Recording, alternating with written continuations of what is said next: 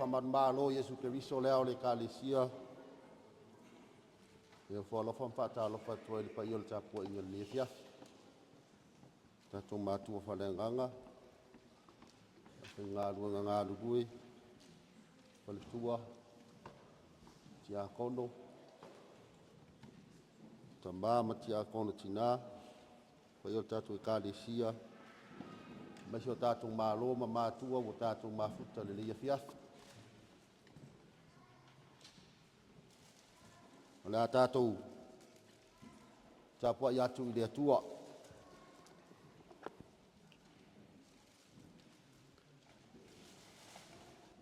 O le mea lea, e tuina mai e lea li lava le whailonga i ate outou, whauta, e tō le tau pou, ma whanau mai se tamatane. Nā te whai ngofo i a te ia o Emmanuel.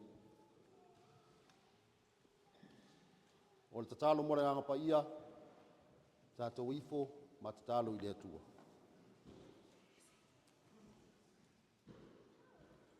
Le atua tol tasi pa iai, le atua le tamaa le alo mora anga pa ia. Wa poto mai lo ai ngā lotu i lo ma o te tāpua ai le nei afiafi. A o whaatari ai le lalolangi. Ni le wha manatu ina o lo li tino tangata ma lo o fio mai ala i le pepe o le etiveni. Le nganga lea ma le loto e tasi o wha o Sofia. I whawhetai ala ua fio ono le ali o le Kerisimasi. Ai pa ngā lea. E lea ngā waa. Whale nganga i mātou manei. Le afuanga leo lo mātou pulu na wina o lo wanganga pa ia se ia fio mai. E te tauto uaina lo mātou vai ma le whaatau wa. Whamamaina o mātou loto tāpua ai. Ina i o mātou whai ai le tāpua inga i le awa ma le whamaoni e te tau ai. I ua tuai mea umai le whaasilisili ina o lo ulawa vi inga e whaavavau. Swafa mamalo Yesu Keriso. Le ali ima le whaola o mātou te talo atuai nei. Amene. O le a tātou pepese, i le atua i le vi inga o Sauniga. Se i alalanga fia. Se i alalanga fia, o le pese o le a tātou pepese ai ni mitafi.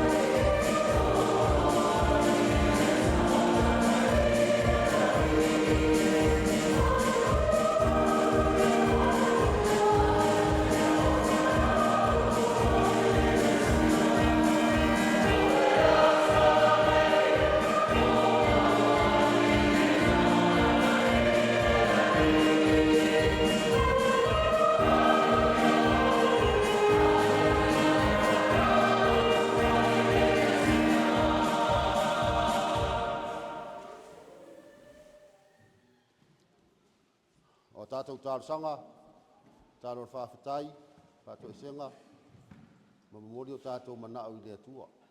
Tātou ifo, matatalo i lea tua.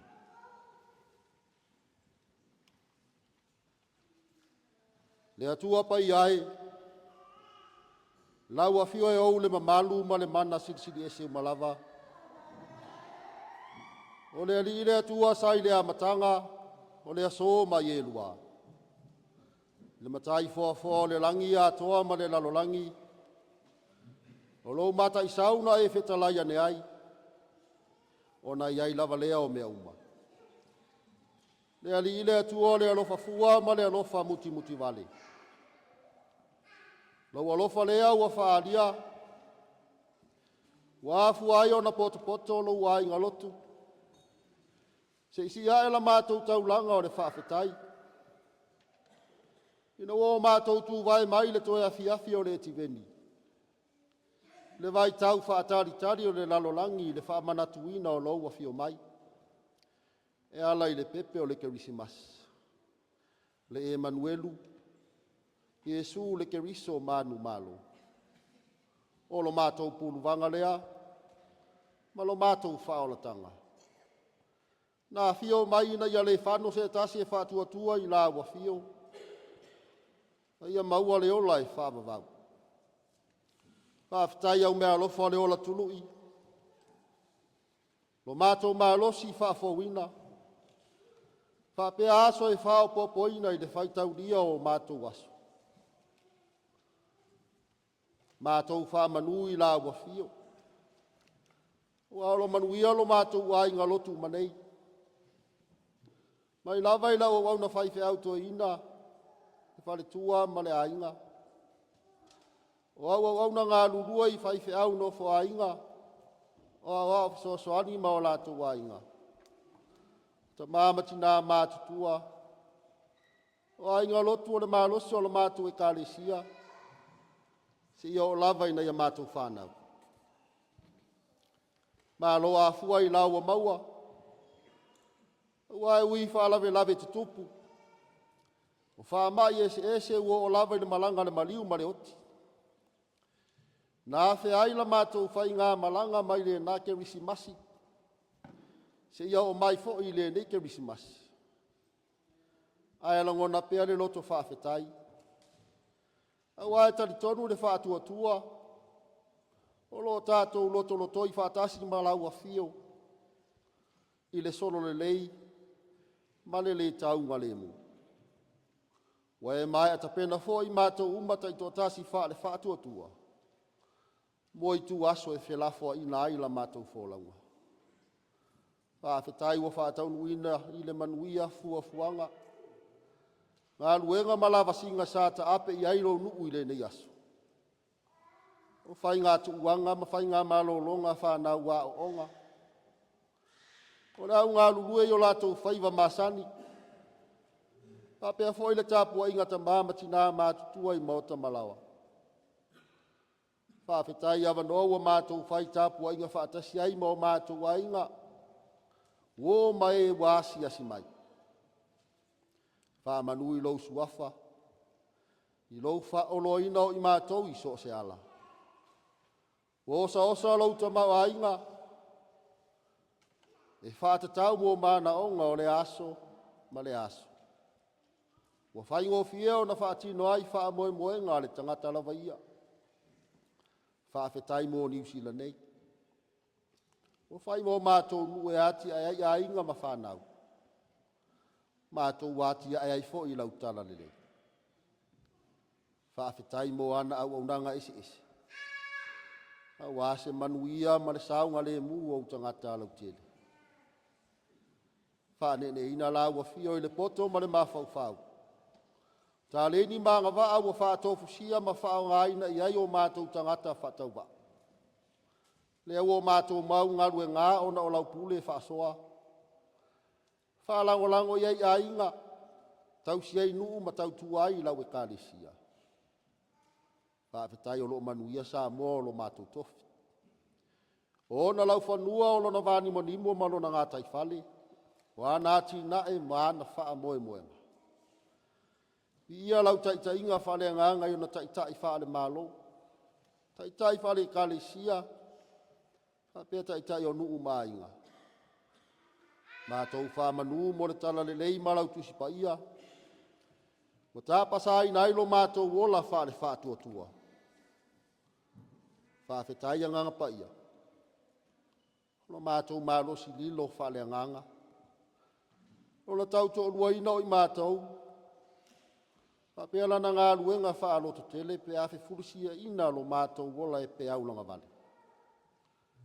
Ai tau alunga i whawhetai uma. Le whaola tanga na e saunia mo le laloangi atoa. E ala le soifua pa ia o lo walo Yesu Keriso. O lona maliu mo lona toi soifua manu malo mai le oti ma le tunga mau. Le aua mau ailo mātou whaola ina. Ia tu mau i laua fio lo lava vi inga. Le whamanu ma le whanetanga. Ne ise ia oi le whavavau. Le atua e whamaoni ma tonu au whamasinonga uma. Tele ngese e Lotu o sa. A olo alofa tele. Tele o tau i mai e tusa ma mātou a mio le tonu. O mātou whamau alalo mato ele i o luma. A waianga sala le tāpua inga nei. Na ona whai tau i au a fionga pa ia. Ai mātou tele o sāwa vari ai. Le aise whamaoni o mātou wala awina. Tele o taimi mātou te whaoalo vi inga. Ma se la mātou whaamua. Ilo mātou manatu whaapito. Wa vea me tau mia ai le ola fia tau ma whai o nisi uso atangata. Whamanga, alo le vai o lo mātou wola tatalo. Whātou ese ono le solo muringo o fia o lo mātou talitonu. Pea o ina whao sosoina. Hai le ngata i le ola tu ina nau. Mo pā uungo fia ai. Halufa mai le ali ie. Whapale ma whamanga alo le ifonga nei. Toto pa i o Yesu Keriso lo mātou ali i. Ma le whaola. A mai lau a fio ini o mātou langona le salamo o whamaon. Mātou te furi tu ai o mātou vai inga. Ai sanga ia ne whailo finangalo. Le atua whapafonga tatalo e. Kona o lau a fio e malia i o mātou loto i mea lelei uma. Mātou tatalo se i e whamanuia i lau o na whaife auto ina. Le whale tua ma le ainga. Ma wapea le soifua le lei le tino. Ma fau ma le nganga ualo la ua soifua vala awina. Tālu sia le lango sua au na whaife au. Au soani. Na yo lato whale tua mai. Manuia le tāpua inga tamama tina mātutua i maota malawa. Tālo mo ai ngā lotu taito atas. Ia langi maina le tāwhatolu o le soifua. Ma whamanuia i tofi ma vala awina. Ma ia tupea le fia e ngā lulue mo lau fina ngalo. Whamamalu mai au ao. Ma ngā lue lau mana i o mātou wanganga. Ia mātou tofu langona le patipatia o le o mai o le pepe fau o le etiveni. Lo mātou whaolatanga o lo mātou whaatalitali ne ia. Whauru whale le manuia ma le file mu o le ali o le Kerisimasi. I o mātou lo to uma. Tuina atu whanau tālu sia le nei e kale sia. Le ngātai ni fila nei e whapefo i atunu e mamau. Whamanuia ma leo leo ina mai mala ma whao sosonga. Alo whangia a inga ma uoua mātou whaitapua inga faatasi.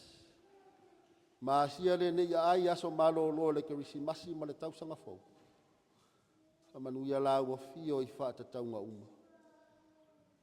Talo mo le mana o whaamalo longa i lato uma o whaataotoria i ma. Tonu a inga o mauta ngase.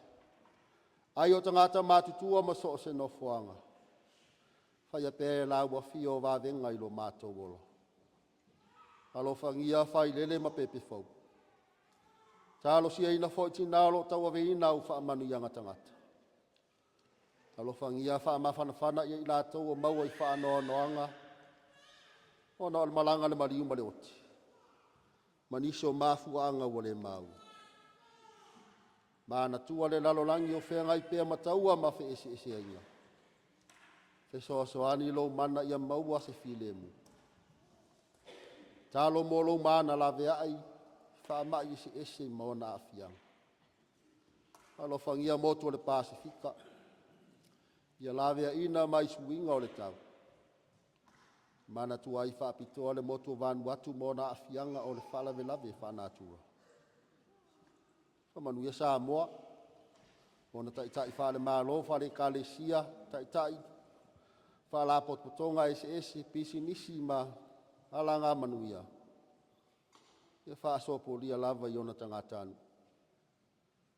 Talo mo le kalesia o au mana fuafuanga tau wha iwi o le nei tausanga. Manu ia la wa fio le nei matanga ruenga ma le whale lua o Pulega.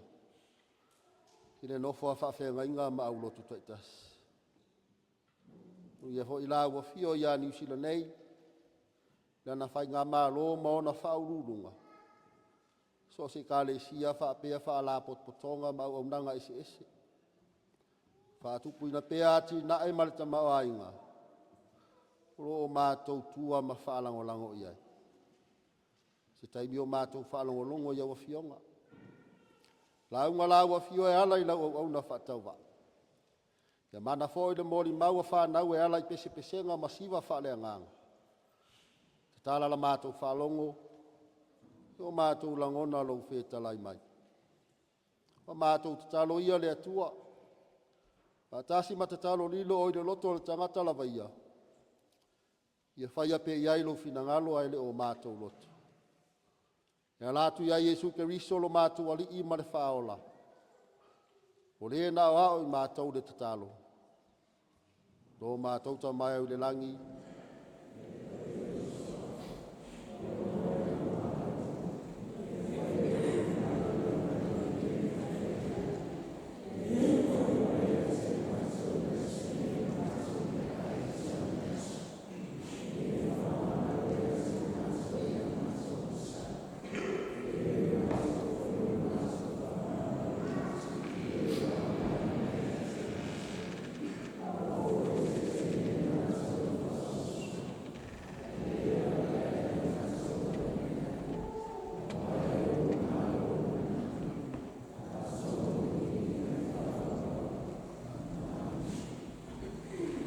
Alleluia.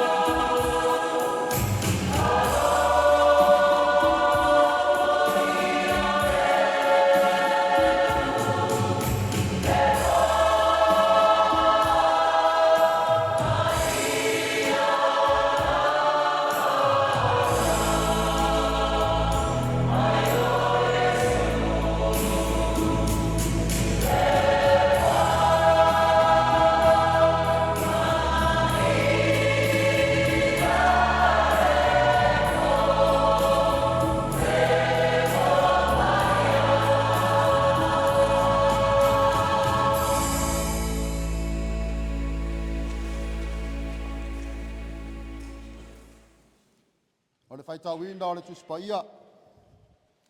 Tusi fifilia e tusai ma le whaasinonga o le tusi faitau aso le whakasā mo le leia fiafi.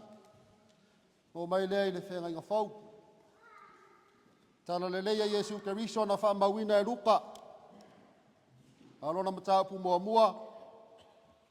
Whai upe whaas fung maleono e whaapau mai le limas fung maleono. Our Bible reading today, according to the EFKS, tusi faitau aso, comes to us from the New Testament. Gospel of Jesus Christ according to Luke, chapter 1, we shall read verse 46 until verse 56 from the Samoan translation. Vangelia Luka on taupu mua mua. Whaupe whāsu maleono e whapau mai le lima su maleono. Whawhonga lau whaitawina. Whawhonga mai awhi anga pai ala tātou watua. Ona whaiana leo Maria. Ua vivi atu lo uloto i le alii. Wa oli foi lo wanganga i le atua lo whaola. Awa ua sila mai o ia i lana au na whawhine ua whaamau ala loina. Awai Amata mai nei o na whaamu ia, mai Aotearoa tupu langa uma. Awai le ona le mana wa whaia ia mea silisili moa, e pa ia foi mo lona suafa. O lona alofa foi e mātatau ia te ia e au tupu langa lava lea. Ua ia whaaria le mai alosi lona ao, ua whātaa peapeina e ia oe whaamau anulunga i manatu o Latou loto. Ua tūlei ifo o ia e alii na i o Latou, ua tūlei ifo e ia o alii na i o Latou nofo ali. A ua whaeaina e ia oe whaamau alalo. Ua whangaina e ia i mea lelei oe sāwhia ai. A oe mau mea aufuaina, ua aufuaina atu e ia. Ua fisoso ane o ia i lana au ona o Israel. Ina ua Manatu Aoao na alofa ia Abramo. Mana whanau e whaavavau. E pei ona whetalai mai ai o ia i o tātou tamā. Ua nofo Maria mai. Pe tolu masina ona fo iai lea o ia i lona ai. Whamania mai lea tuela le tātou whaitau ma whalongolongo i niso ana whionga pa ia. Tumau ia te ia le vi inga le whamanu ma le whanetanga nei māsa uma.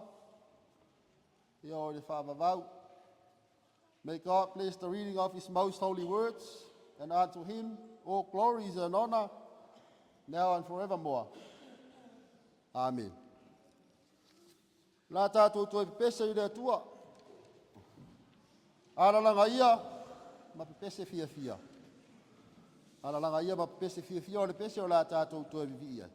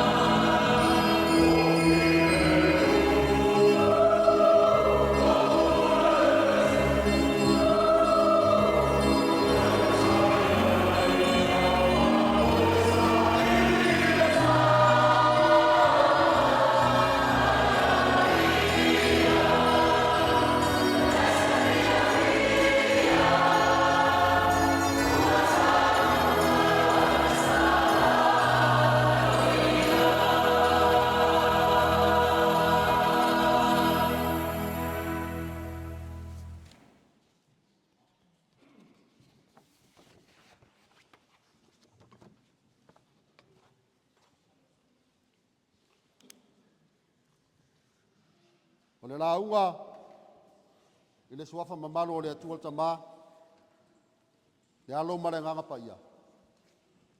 Amini. Ma wana matua o le launga ma le tusi sao tātou faitauina. Tala le leia Yesu Keriso na whaamauina e ruka. Taupu mo mua o le whai unga o le whai upo e whāsu ma le ono, whāsu ma le fitu. Ma le amatanga o le whāsu ma le valu. Whafafonga o le auto e whaitauina. Wa vivi atu lau loto i le ali. Wa Olioli foi lo wanganga i le atua lo whaola. Awa sila sila mai o ia i lana au na whawhine. Ua whaamauala loina. Manatu Autu e tusai ma le whaasinonga le tusi whaitawaso. Ala tātou tusi e whakasa. Whapea.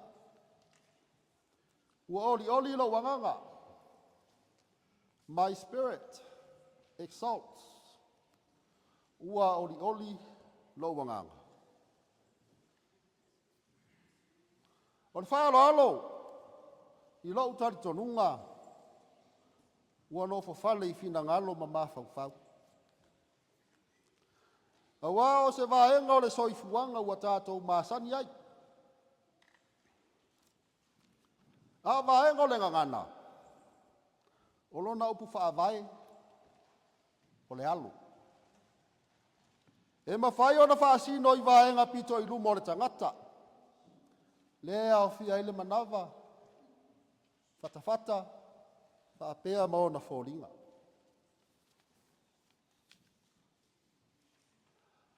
A alo mai se tangata. O lona winga o lea ua whaasanga mai. Pe sila sila mai. A whasa ngai lani tangata se to olua. O lona winga ua alo mai. Ho walo atu. Whaasanga atu. E sila sila mai. Ua whialo ai. A o mea ti tupu i le alo mai. Alo atu. Le ta ua o whaalo longa.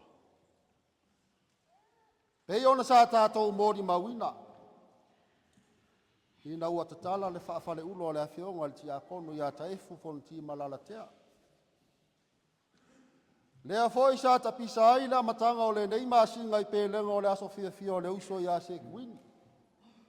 Tu lau le awhionga le ti a kono. Ina ua alo mai le pai o ai ngana lua. Ai alo atu fo i le pai o le tātu e kālesia. E whape nasi ata whai o loa tangia le whai taungo le nei a fiafi. Lea e whai ngoa ina e lausu e sue. O le pese a Maria. O lau whai evangelia. Wala tau wha mawina ta la anga o na ngā ruenga Yesu Keriso. Pei tai ese wha mamafa matangata ya ngai ai. Le wha moe a lea whai evangelia. Ma lea whai evangelia. Evangelia mātai o le wha moe o lana tusi e mō tangata i utaia.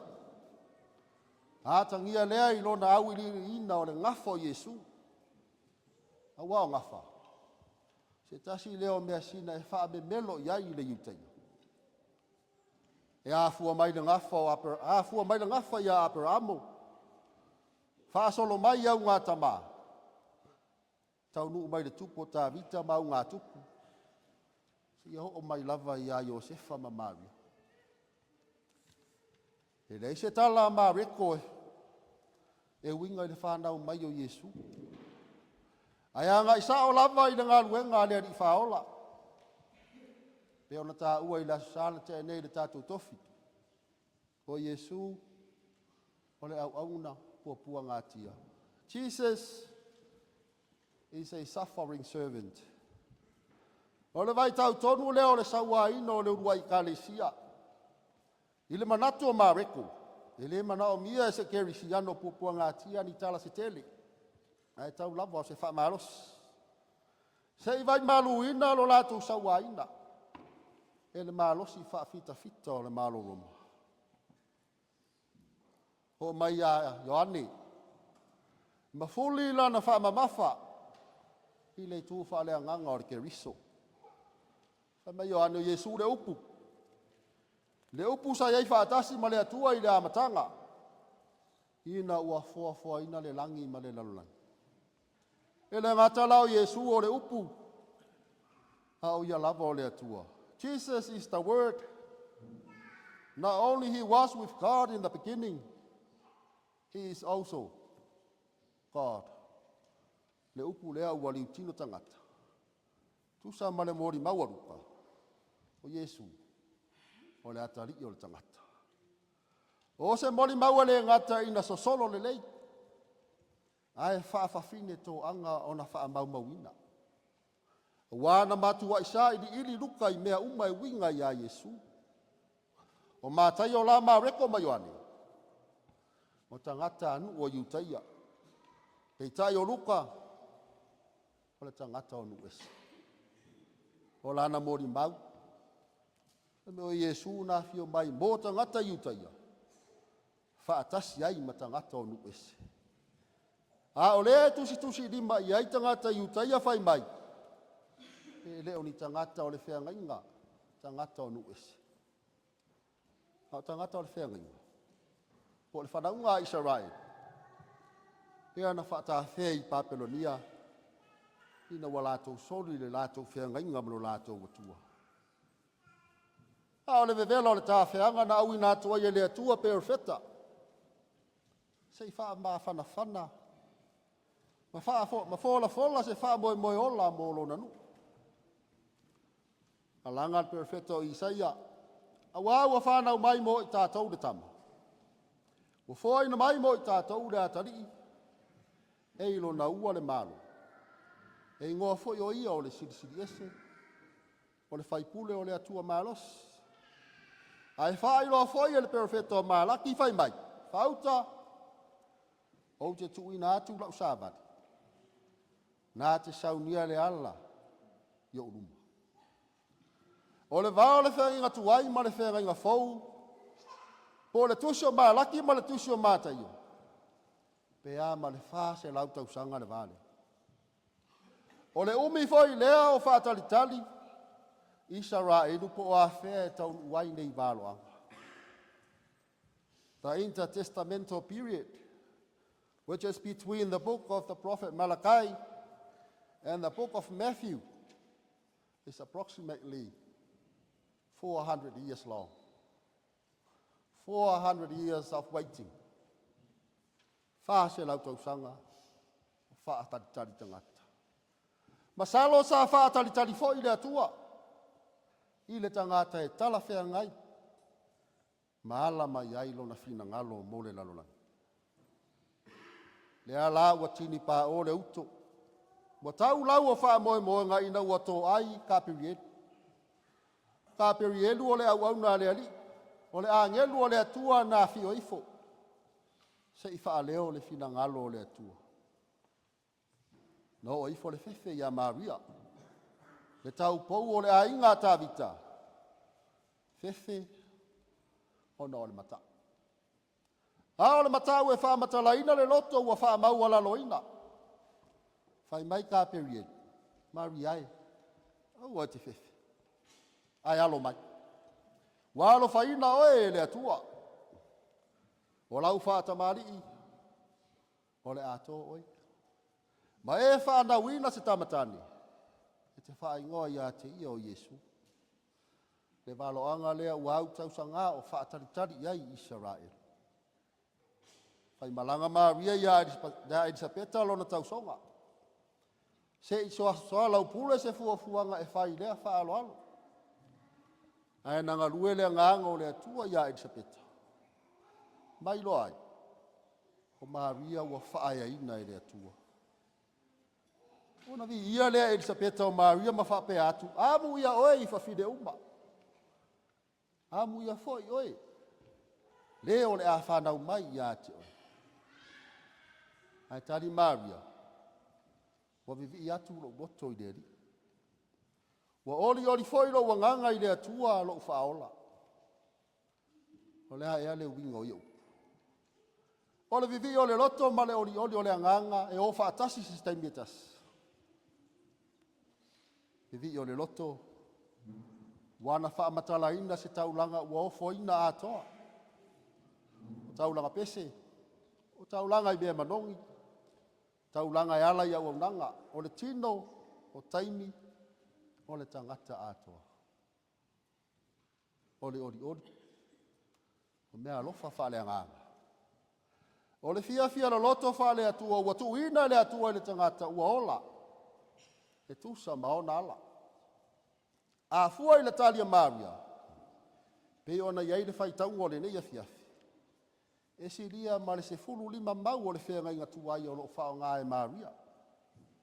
E pe o le talo whawhetai hana i le atua, ina ua tali mai le atua i le tatalo hana. I inga na whai e le whai salamo o tā vita, o le sa whai matupu ia Israel. Whamatala ina o le alofa tau mulimuli o le atua ia Abrahamo mau ngā tamā o le nuu o le atua.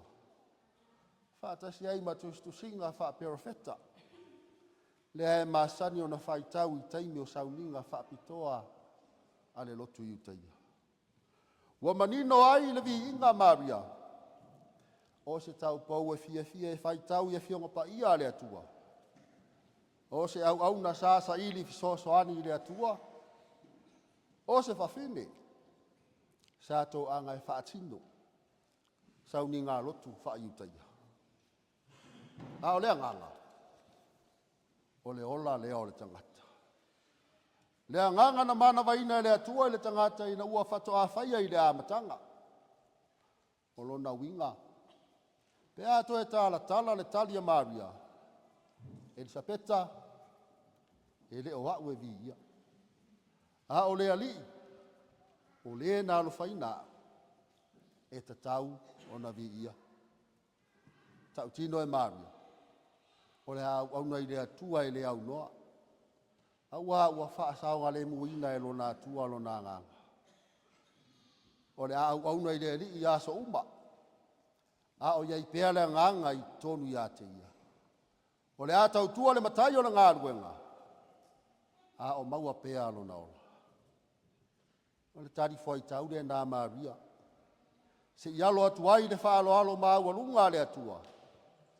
Lea ua papa i tumua i o le tangata whaatau waa. Ma ua amana i aila na au na whine.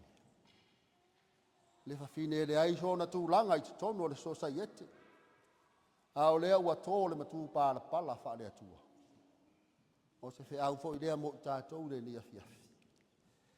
A o tātou wanga atu whaafeiloa i le fio mai o le pepe o le Kerisimasi. O le mea mautinoa ua umona fio mai Keriso.